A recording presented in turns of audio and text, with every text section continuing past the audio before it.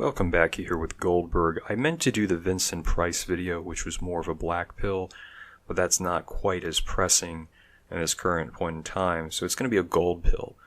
It's going to be how you have gotten cucked, how you, your family, your offspring, by extension, are getting cucked by the Wall Street machine and by the capital, the wonderful Washington, D.C.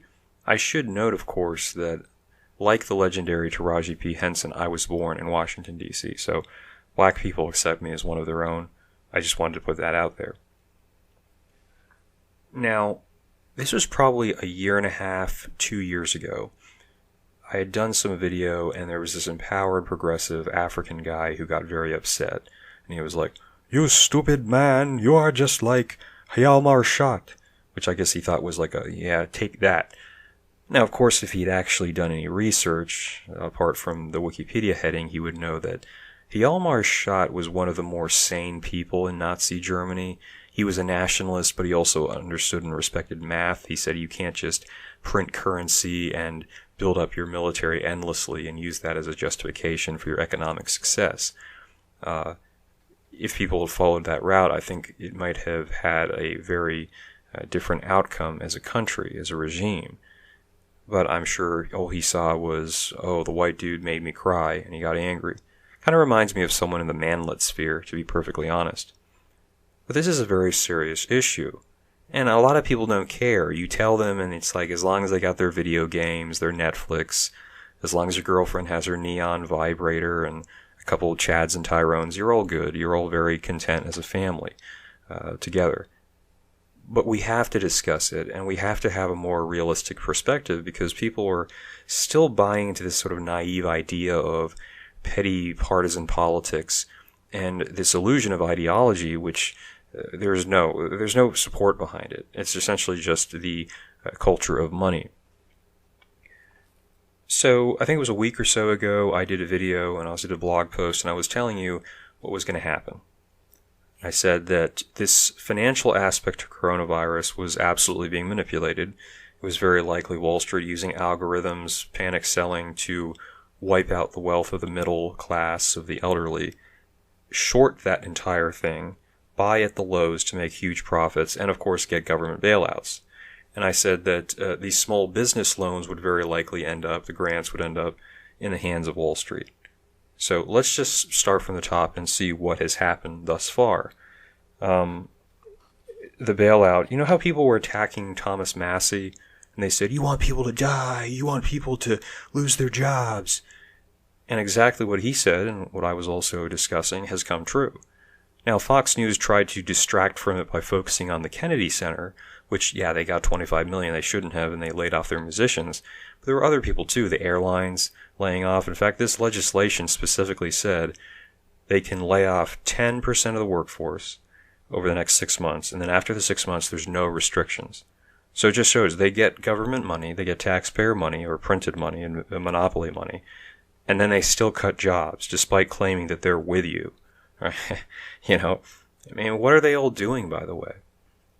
Bank of America, I believe it was, there's the whole 3-month extension or delay on mortgage payments, and they just said, by the way, in 3 months you're going to owe all those payments. So they're not actually helping people. They're not severely making any change. They're just essentially doing lip service while still trying to profit.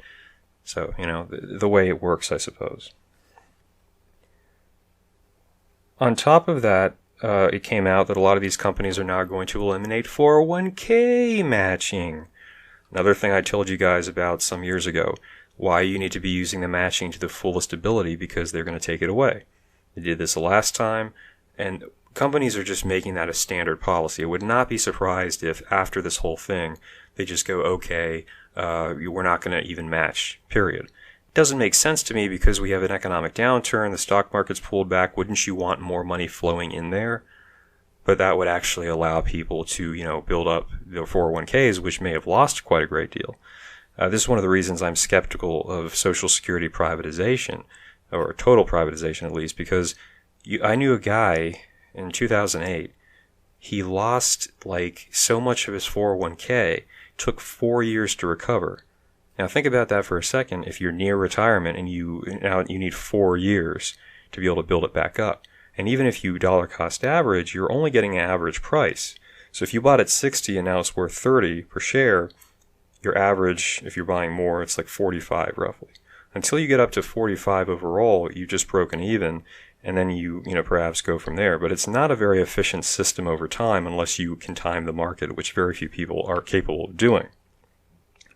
But yeah, expect to see 401k cuts, expect to see benefit cuts, much more expensive healthcare. That's what I think is going to be on the horizon. Again, you can always count on American corporations to to do this sort of thing. It's a shame, but that's just how they tend to operate. Now, there's some exceptions, but, unfortunately, it is a very common thing. Okay, I also told you that they're going to try to get the small business bailout, and this is exactly what we're seeing. Oh, we've got some subsidiaries. Can we be included too? Of course, and one of the problems as well is that the process for getting the small business loans, the bailout, is so complex, a lot of small businesses don't have the paperwork to justify being approved. So who do you think is going to have the paperwork? Wall Street. Wall Street will be the one that's going to get the bailout. I told you this. Clear as crystal. And that is because the system, despite claiming, they say it's for small businesses. They don't know what a small business is, how it operates, how it does bookkeeping. So of course the system is set up to again benefit the goobers on Wall Street. The other thing was they're talking about this Paycheck Protection program where ostensibly the government would loan people money for 2 months, small businesses, so that people are still being paid. Sounds good. I mean, I think it's a great program. But of course now the banks are saying, well, but we're not going to take 0.5% on loans. We want 1%. Again, the bank's still trying to profit in the midst of all this. I mean, if you really wanted to look at one industry that is just by and large so corrupt and so disconnected from people, it's amazing. I have a number of bank accounts. I've probably gotten 3 or 4 of the same, as though everyone uses a replicated PR firm. Oh, we're concerned about you during coronavirus. But then you see how these banks are operating with the people who don't have jobs. I'm lucky. I'm essential. I'm not going to be out of work. But folks who are losing jobs, and as we saw with Bank of America earlier, they don't really care. It's all lip service. So, you can do with that what you will. Now, I do want to make a point here. I get personally offended when I hear someone say, usually a libertarian or progressive, they're like, well, in America we have corporatism. That's like fascism and Nazism. And it's like, you're such an imbecile, it's embarrassing. I will be, of course. I've just gotten a bunch of books to start writing my book on Mussolini and fascism. I'm also working through the book on Nazi economics, and I'll be doing a blog post or a video on that subject because there's a lot of ignorance out there. But, certainly with corporatism or the Nazi model, which was different, yes, you had the existence of corporations, but it was not corporations making all the rules. In fact, in a lot of cases, the governments were like, look, corporations, you're going to do this, or we're going to nationalize you, or we're going to line you up, against a wall. It's a little bit extreme, but I'm just trying to say there's a difference.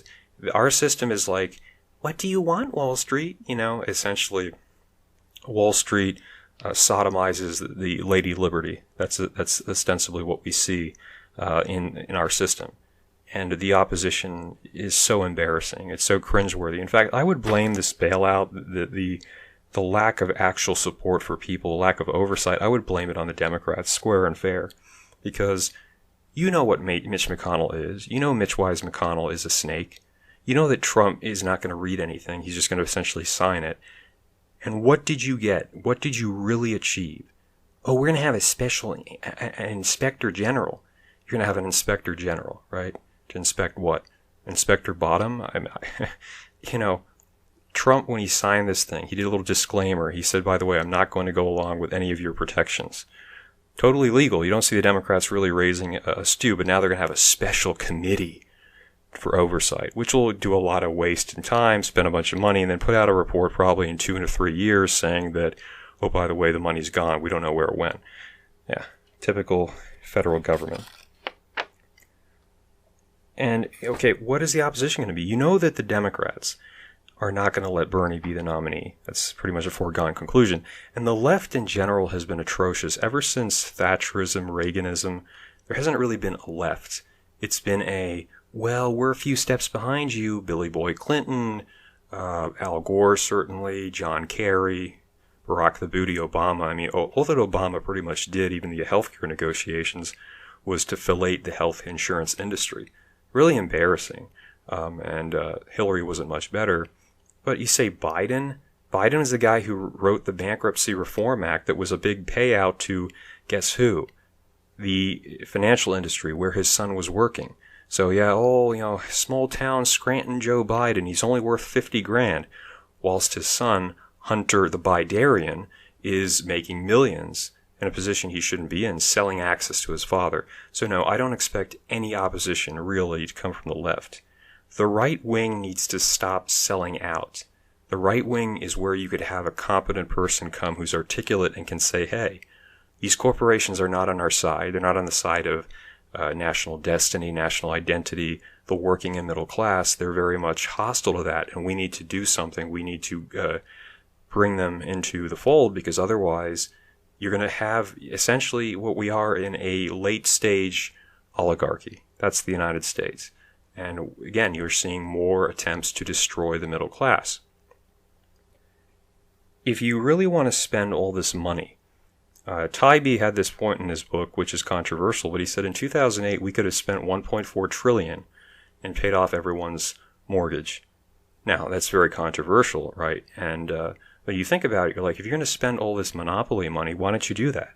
Then people can't lose the house that they paid into. They might have utilities cut off, but at least they'll have a place to stay and they can build themselves up. But under the current model, what do the banks want to do? They want you to get foreclosed on. They say there could be up to 30% of defaults, which means that they will take the houses, they'll be able to spin them off and make more money down the road, and then they do, we'll pay you $1,000 to clean out your house. How nice. The wonderful financial system. In all seriousness, though, I would support that above any more bailouts, any more of these expansion of this, that, or the other, because at least it would have a lasting impact on the ability of working middle-class people to not just gain wealth, but to transfer it over time. And you think about everything that's given to big financial interests, money that disappears, it's not that big of a problem. I mean, if you're assuming it's okay to spend this amount of money, which I don't believe in, you might as well do it in a way that's going to help people. But of course, that probably won't be occurring anytime soon. Final point, people ask me, should you be investing in stocks? I would say this. If you've got disposable income, if you're not on the risk of losing your job because you're non-essential, something like that, look into it. If you can get into some lows, I did. I traded a little bit in and out of that, the rally. Now, I expected to go lower, or at least to whiplash for a while. I did have some that I'd bought at lows, I thought were lows, some months before this. So, I'm kind of stuck with those for now, but I don't have a lot of worries about them. I'm just averaging down in certain funds, looking for deals. I expected a recession this year, but I expected it in the summer or the fall. So it caught me by surprise, as I'm sure it did many. But I think we'll get through it. I would just say, if you're tight on money, don't dive into the stock market. Make sure you're secure in whatever position you have work-wise. Have those savings built up, or hopefully you already had them. And then if you've got some left over, consider investing. But I wouldn't throw too much in if you're in a vulnerable or volatile situation. So, yeah, that is the gold pill. Hopefully you guys are aware of this now. Hopefully we can demand a little bit more of the government in the future. Although it's a bit unlikely.